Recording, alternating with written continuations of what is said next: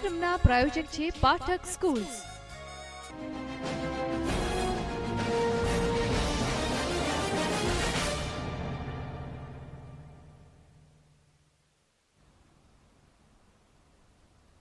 નમસ્કાર, હું Kulin news and વ્યૂઝમાં આપનું સ્વાગત કરું છું। સંસદનું શિયાળુ સત્ર શરૂ થઈ ચૂક્યું છે, ત્યારે સત્ર શરૂ થતાં પહેલાં જ વિરોધીઓએ મોદી સરકારને ઘેરવાની રણનીતિ પણ બનાવી લીધી હતી અને વિપક્ષે નોટો પર સરકારે મૂકેલા પ્રતિબંધના મુદ્દે સરકારને ઘેરવાનો પ્રયત્ન કર્યો હતો, તેમજ આમ લોકોને પડતી હાલાકીઓને પગલે સવાલો પણ ઉઠાવ્યા હતા। તો આ વિશે વાત કરીશું અને આપના અભિપ્રાય પણ લઈશું, પરંતુ સૌથી પહેલાં જોઈએ આ રિપોર્ટ। વિપક્ષનો હલ્લાબોલ। સંસદના શિયાળુ સત્રનો પ્રારંભ। જી હા, સંસદના શિયાળુ સત્રનો પ્રારંભ થઈ ગયો છે। સત્ર શરૂ થતા પહેલા જ વિરોધીઓએ મોદી સરકારને ઘેરવાની રણનીતિ બનાવી લીધી હતી। વિપક્ષ પાસે મુદ્દો હતો નોટ પર પ્રતિબંધનો। मुझे मालूम था कि झूठ के पांव नहीं होते, ये पुरानी कहावत अभी सदन भी देख रहा है। हमने बोलना शुरू किया तो पांव दूसरी तरफ चले गए। उम्मीद रखता हूं कि वापस आएंगे, बात सुनेंगे। आप संयम रखिए ना भैया, अभी आपको भी पता लगेगा। ये तोहफा जो आप लाए हैं आपको भी पता लगेगा। જે નિર્ણયને પગલે આમ લોકોને અનેક હાલાકી અને મુશ્કેલીનો સામનો કરવો પડી રહ્યો છે। આ જ મુદ્દાને વિરોધીઓએ આજે સંસદમાં ઉઠાવ્યો। और बड़े दुख के साथ कि जो हो रहा है पिछले कुछ दिनों से बाहर और आज हमने सदन में देखा, वो एक ऐसा मिथ्या प्रचार हो रहा है, एक ऐसा प्रचार जो केवल राजनीतिक प्रतिशोध नहीं है, पर लोगों को गुमराह करने का, नाम बदनाम करने का और अपनी नाकामयाबियों से, अपनी कारगुजारियों से लोगों का ध्यान हटाने का। કોંગ્રેસ નેતા આનંદ શર્માએ સંસદમાં મોદી સરકારના 500 અને 1000ની નોટ પર પ્રતિબંધ લાદવાના પગલે લોકોને પડી રહેલી મુશ્કેલીનો મુદ્દો ઉઠાવ્યો। આનંદ શર્માએ મોદી સરકાર પર અનેક આકરા પ્રહારો કર્યા। મહત્વનું છે કે તાજેતરમાં જ મોદી સરકાર દ્વારા 500 અને 1000ની નોટ પર પ્રતિબંધ લાદવાનો નિર્ણય લેવામાં આવ્યો હતો। આ નિર્ણયની દેશમાં ક્યાંક પ્રશંસા થઈ રહી છે તો ક્યાંક ટીકા થઈ રહી છે। વિપક્ષે આજે આ મામલે રાષ્ટ્રપતિ પ્રણવ મુખર્જી સાથે મુલાકાત પણ કરી। ટીએમસી અધ્યક્ષ મમતા બેનર્જીની અધ્યક્ષતામાં આ માર્ચનું આયોજન કરવામાં આવ્યું, જેમાં અનેક નેતાઓ જોડાયા અને સરકારના નિર્ણયનો વિરોધ કર્યો। ત્યારે મહત્વનો સવાલ એ છે કે સડકથી લઈ સંસદ સુધી વિપક્ષ દ્વારા મોદી સરકારના આ નિર્ણયનો વિરોધ કેટલો યોગ્ય? લોકોને પડી રહેલી મુશ્કેલી વિશે જે વિપક્ષ વાતો કરી રહ્યો છે, આ વાતોમાં કેટલો દમ? હાલ તો આજે સંસદના શિયાળુ સત્રના પ્રથમ દિવસે જ વિપક્ષ ફ્રન્ટ ફૂટ પર હોય તેવો માહોલ હતો, પણ આ વિરોધ આખરે યોગ્ય કેટલો?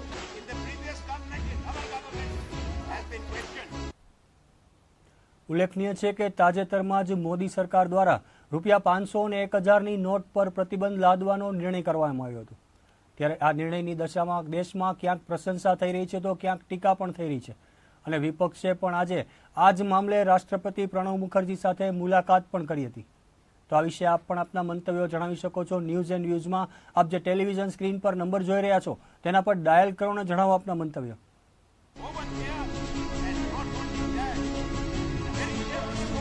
તો હાલ આ વિશે વાત કરવા માટે આપણી સાથે એક કોલર જોડાઈ ચૂક્યા છે। હેલો જી નમસ્કાર, આપનું શુભ નામ જણાવશો? વિજયસિંહ રાજપૂત, અમરેલી જિલ્લો ગામ પરબડી। જી વિજયસિંહ, વિપક્ષ દ્વારા આજે હલ્લાબોલ કરવામાં આવ્યો છે નોટ ઉપર પ્રતિબંધના મુદ્દે, કેટલો યોગ્ય? તમામ રાજકારણી ખોટા છે, જે નિર્ણય છે યોગ્ય છે મોદીનો, અને સહકારી મંડળીમાં નોટ ન ચાલી જાય, પ્રાઇવેટ મંડળીમાં, કારણ કે પ્રાઇવેટ મંડળી વાળા છે ને એનું કાળું નાણું એ લોકો મેલી જાય ને બદલાઈ લે, એટલે સરકારી બેંક હોય ને એમાં જ નોટું આવી જાય। પ્રાઇવેટ મંડળીમાં ક્યાંય નોટું બદલાવી જ ન જોઈએ, ભલે 50 જમણ 8 જમણ કરવા પડે। જી બિલકુલ વિજયસિંહ, આપ જે રીતે વાત કરી રહ્યા છો, જો સહકારી બેંકોમાં નોટો નહીં ચાલે તો જે રીતે ખેડૂતોને મુશ્કેલીઓ પડી રહી છે તે વિશે આપ શું કહેશો? આપ એક ખેડૂત છો।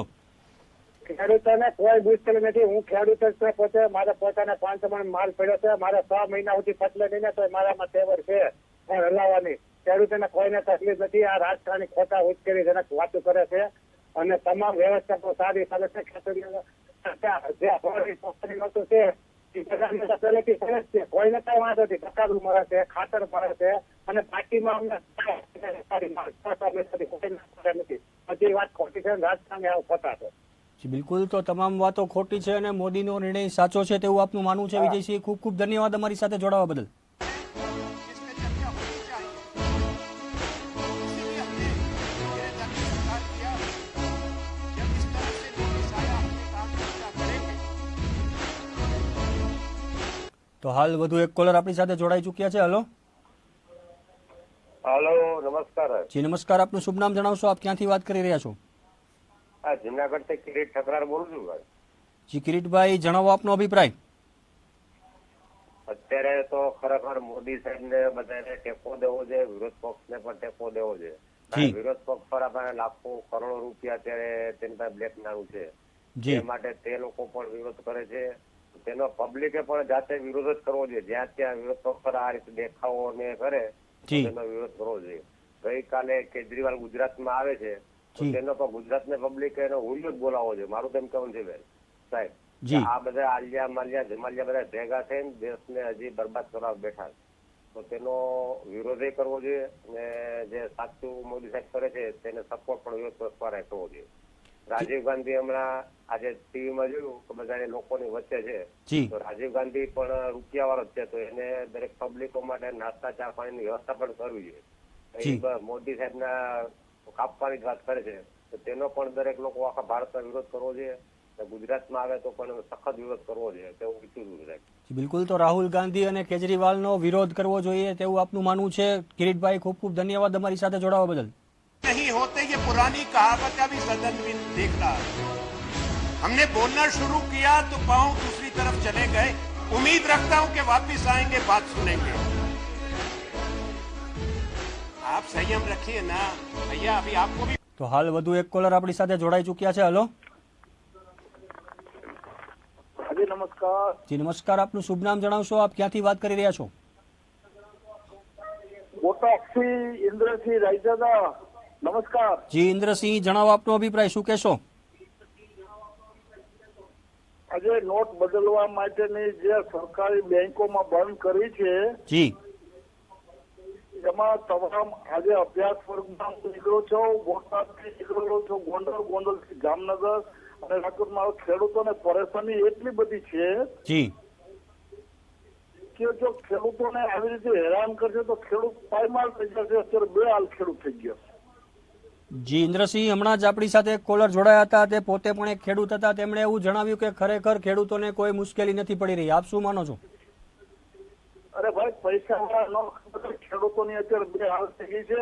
હું આ સરકાર ખેડૂતોને વિરોધી છે અને ખેડૂતોને કમસે કમ ડુંગળી જો ન પકાવે, બટેટા ન પકાવે જી.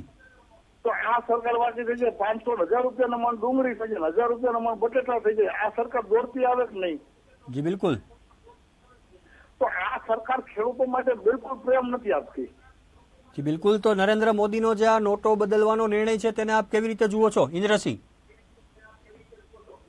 એ નોટોનું બધી એમની વાત સાચી છે, જે એમને કરવું પડે એ બધી વાત સાચી છે, પણ ખેડૂતો માટે અત્યારે એક દુષ્કાળ જે ભયંકર પરિસ્થિતિ પડી છે. મારા બોટાદ જિલ્લાની અંદર 40% વરસાદ પડ્યો છે. હજી વિમાન કોઈ જાહેર નથી કરતા. જી. કોઈ પણ આ સરકાર ખેડૂતો માટેની છે જ નહીં. જી બિલકુલ, તો સરકારે ખેડૂતો માટે વિશેષ ધ્યાન આપવું જોઈએ, જે નથી આપી રહી તેવું આપનું માનવું છે. ઇન્દ્રસિંહ, ધન્યવાદ અમારી સાથે જોડાવા બદલ.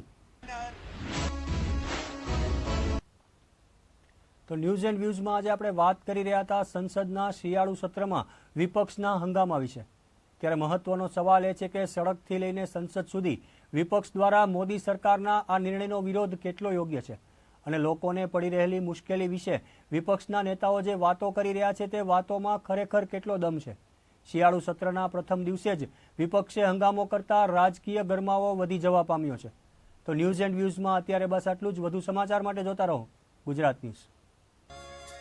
આ કાર્યક્રમના પ્રાયોજક હતા પાઠક સ્કૂલ્સ. આ કાર્યક્રમના પ્રાયોજક હતા પાઠક સ્કૂલ્સ.